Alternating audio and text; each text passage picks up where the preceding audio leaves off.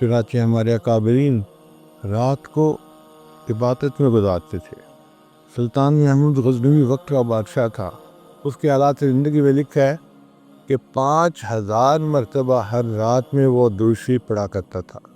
ایک طالب علم تھا، تو رات کو اندھیرے کی وجہ سے وہ پڑھ نہیں سکتا تھا، تو ایک رات وہ بڑا رویا کہ میرے پاس چراغ جلانے کے لیے تیل نہیں، اگر تیل ہوتا تو میں رات کو بھی بیٹھ کے پڑھتا۔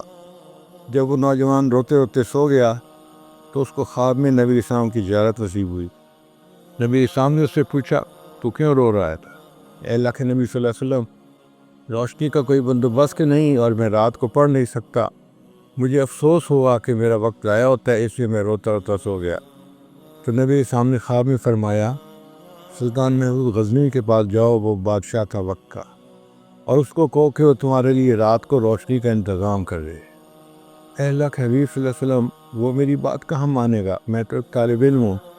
تو نبی اسلام نے فرمایا اچھا اس کو جا کے کہو کہ تم ہر رات 5000 مرتبہ نبی اسلام پر درود شریف پڑھتے ہو، چند دن سے تمہارے درود کا تحفہ نہیں پہنچ رہا، اگر یہ بات ٹھیک ہے تو یہ نبی اسلام کی طرف سے پیغام ہے، تم اس پر عمل کرو۔ وہ لڑکا بادشاہ کے پاس گیا، اس سے جا کے پیغام دیا، تو بادشاہ نے یہی کویشچن پوچھا کہ مجھے کیسے یقین آیا کہ یہ تمہاری طرف سے بنی ہوئی بات ہے یا یہ واقعی صحیح خواب ہے؟ اس نے کہا کہ نبی اسلام نے مجھے فرمایا تھا کہ آپ 5000 مرتبہ روزانہ درود شریف پڑھتے تھے، چند دنوں سے وہ تحفہ نہیں پہنچ رہا۔ تو بادشاہ کی آنکھ سے آنسو آ گئے۔ اس نے کہا یہ وہ میرا عمل تھا جو مجھے پتا تھا، یہ میرے اللہ کو پتا تھا، میں نے اپنی بیوی کو بھی نہیں بتایا ہوا تھا۔ اگر یہ لڑکا کہہ رہا ہے کہ 5000 مرتبہ کا معمول ہے تو اس کا مطلب ہے کہ واقعی پہلے میرا ہدیہ اللہ کے حبیب کو پہنچتا تھا، اور چند دن سے مصروفیت کی وجہ سے میں عمل نہیں کر پا رہا اور ہدیہ نہیں پہنچا، تو میں آج سے معمول بھی شروع کروں گا اور بچے کے لیے روشنی کا انتظام بھی کروں گا۔ تو وقت کا بادشاہ ہو کہ اگر 5000 مرتبہ درود شریف پڑھ سکتا ہے تو ہم 100 مرتبہ صبح یا شام درود شریف نہیں پڑھ سکتے؟ ہارون رشید کی حالات زندگی میں نے پڑھا کہ وہ ہر رات تہجد میں 400 رکعت نفل پڑھا کرتا تھا۔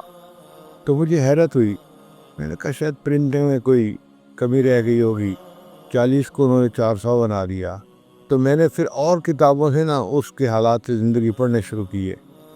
اللہ کی شان دیکھیں کہ بعض کتابوں میں لکھا ہوا تھا کہ وہ کبھی کبھی 800 رکعت بھی ہر رات میں پڑھتا تھا۔ وقت کا بادشاہ ہے اور 800 رکعت وہ تہجد کی نماز پڑھ رہا ہے۔